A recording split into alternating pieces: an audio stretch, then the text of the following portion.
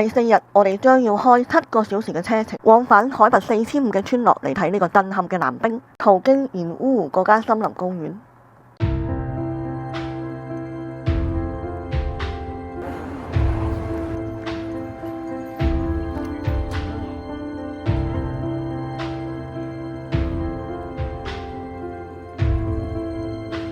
好靚，好靚，真係太靚啦！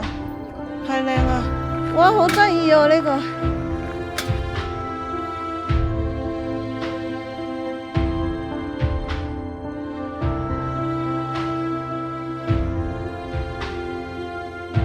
我哋今次因為全程自駕選擇咗 A 線，門票加自駕車一個人大約190蚊，1米以下小朋友係零票嘅，具體費用根據當時政策而定。